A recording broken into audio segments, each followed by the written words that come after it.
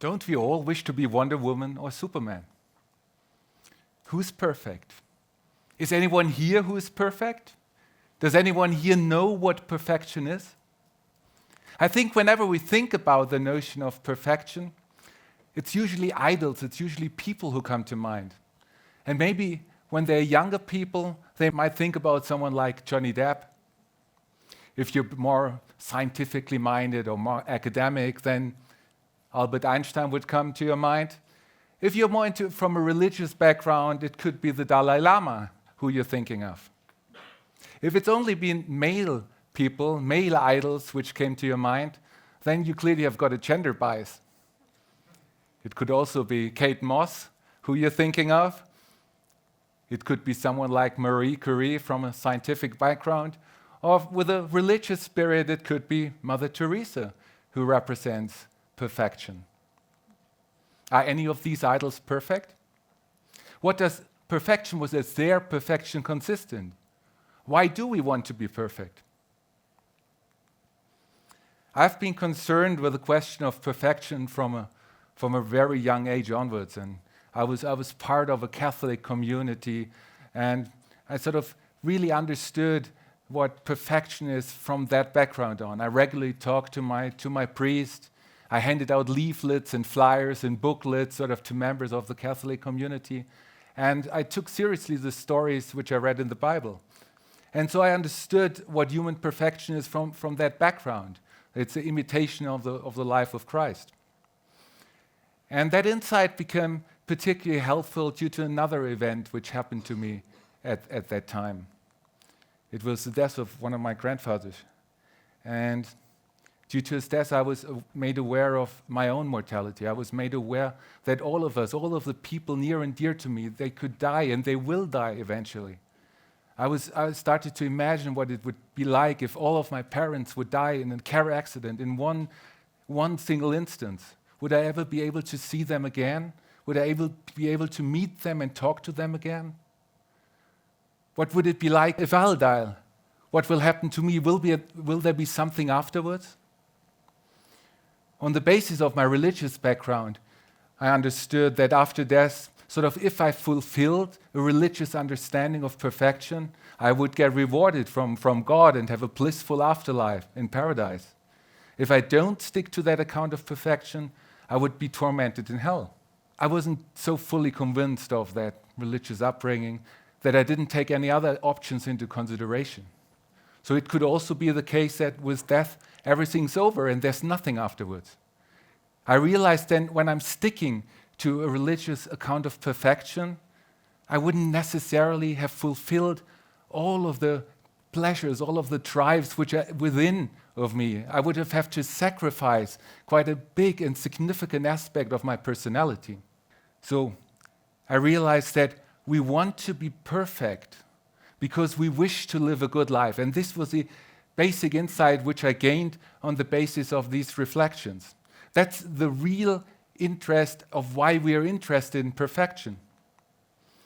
And as a consequence of this insight, I decided to dedicate my old studies, all of my life, to the study of philosophy, because the philosophers have always been talking about the notion of the good life, of the notion of perfection. And that's a central notion which has been at the main goal of all the great philosophers in history. When I was a kid, I was very good in mathematics and physics, and my parents expected me to become a mathematician.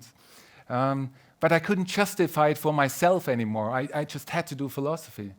And so I went to King's College at the University of London, and I enrolled myself in a course on philosophy.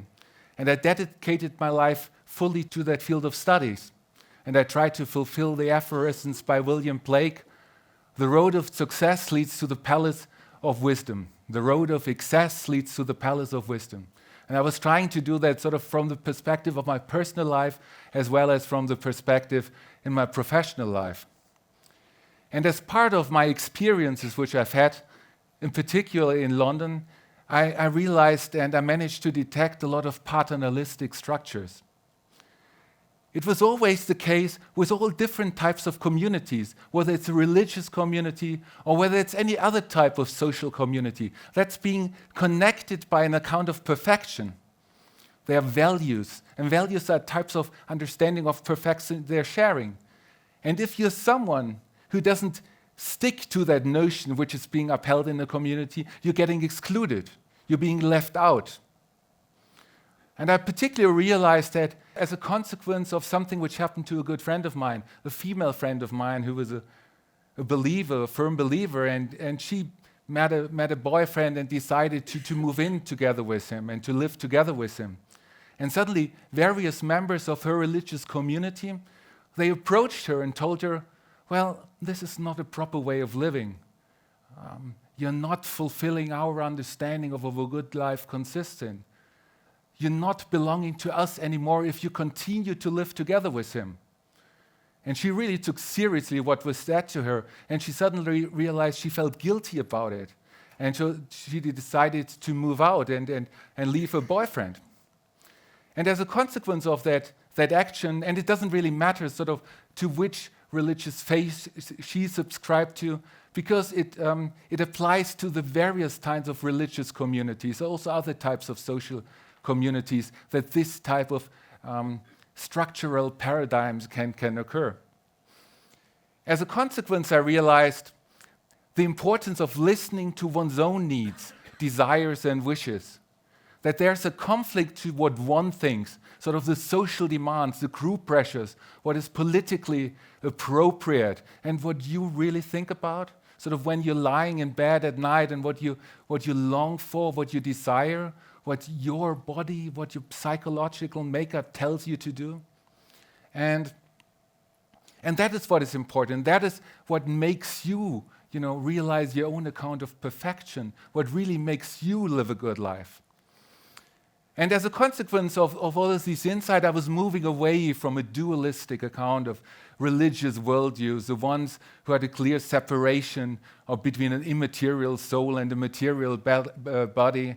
And I ended up embracing a specific form of transhumanism. It's a weak Nietzschean version of transhumanism. That's a very technical term. But what it stands for, what transhumanism stands for, it's the affirmation of technologies in order to break our boundaries, in order to develop further as human beings, to realize sort of the goals which we have as individual human beings. It is also based on the assumptions that I, as a human being, I'm not categorically different from other animals. That's merely a gradual difference. I'm fully part in this world, in this naturalist world order. I've come about as a consequence of evolutionary processes. And human beings have always been using technologies in order to develop further and to lead a happier life, lead a more fulfilled life. And that's sort of the basic core concept of transhumanism. At the same time, I realized that most of the dominant concepts of transhumanism, which have been affirmed, are quite strong.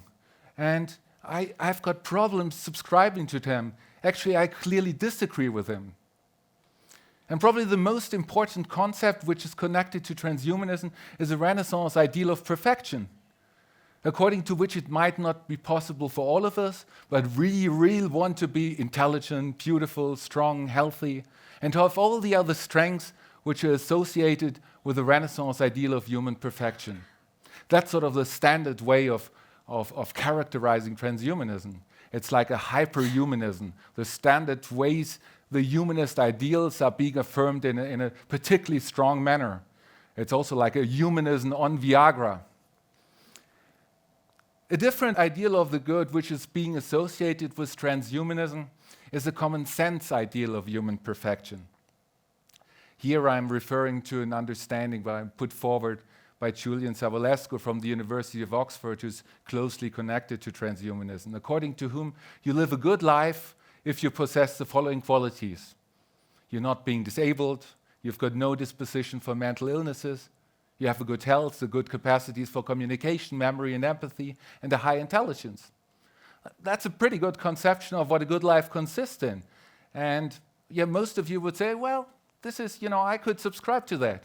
And psychological studies show that a great percentage, maybe 85% of human beings actually find that as a plausible account of what human perfection, of what a good life consists in.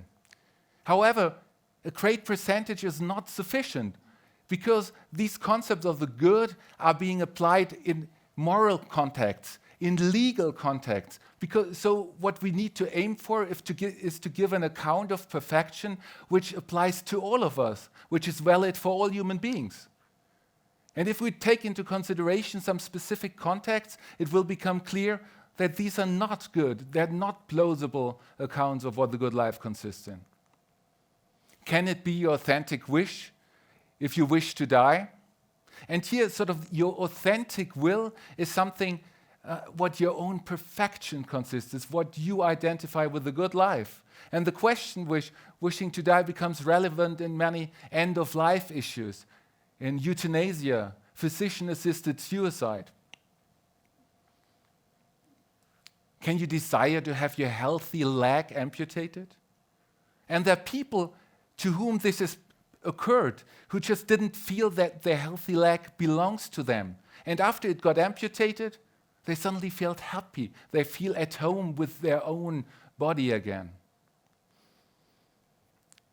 If you wish to alter your sex, so this applies to transgender people. But also, if you don't want to be cured from your manic depression, or if you regard your deafness as an advantage and not as a disability. So the question is, are you sane if these are the acts you long for? Or do you have a mental disturbance? Should you be sent to a psychotherapist or even psychiatrist? And if you take the accounts of perfection for granted, which are being upheld in most religious communities, but even from sort of leading transhumanists with the Renaissance ideal of perfection, or with the common sense of ideal of perfection, in all of these cases, they would approach you, you're crazy. You need to undergo psychotherapy. This cannot be your authentic wish. I'm not saying that in all of these instances it is necessarily what you really long for, but I'm not excluding the possibility either, because what you long for is so closely connected to who you are as a human being, your bodily drives, your psychological makeup. And the same applies also here. In this case, there's a conflict, sort of the tension between an account of sanity, mental health, and what you long for as a psychophysiological being. But it can also be the case if there's a tension between what is politically correct or what is morally appropriate. So one can wonder whether it can be an authentic act if a pregnant woman wishes to have sex with men other than the father of a child. If a student enjoys sexual intercourse with several people at the same time, or a young girl is longing for erotic encounters with a woman 30 years his seniors. Are these acts immoral because they cannot promote someone's leading a good life? They are clearly immoral, but it's also the case that many people actually have these longings and these desires. And what we regard as immoral now doesn't have to be immoral 30 years, 50 years later. For example, the best example is the account of homosexuality, which used to be illegal 50 years ago. Now it's widely taken for granted that homosexuals should have the right to marry, and it's good that it's developed in this way, because what people long for and desire is so closely connected to who they are. But it's still the case that many people from other communities approach these people and tell them, this is not what you really long for, this is not what you really desire. You need to grow up and become a proper adult. You will regret this eventually, what you're doing. You need to realize what you really long for. But what happens in these instances is it's aggressive. It is a violent way of acting towards these people. It's also extremely paternalistic. Sort of people are being approached, in a very arrogant manner. And they're being told, I know much better what you really long for. And they claim that the others, what you really want is that you do not really understand yourselves in the appropriate manner. And I know much better what is really in your interest. But that's a very violent way of acting towards people. So it would be, in order to avoid the violence which is being undertaken or which is being done to people, in order to avoid the violence, it would be much better to embrace a radical concept, a radically pluralist concept of the good life. That each one of us has its very own understanding of what a good life consists in, that it's closely connected to who you are as a psychophysiological entity. So I think what we've reached on this path is, we can summarize in the following 3 points. That human perfection has to do with the capacity of living a good life. We are interested in the notion of perfection because we wish to live a good life. That there is no single reply to what human perfection consists in, and that we can all be perfect if we follow our very own needs, desires, and drives. It is not that we all wish to be Superwoman, Wonder Woman as Superman, but what our account of perfection consists is to listen carefully to our psychophysiological needs and demands. And if we manage to realize them and to live in accordance with them, then we reach our very own understanding of perfection. Thanks a lot.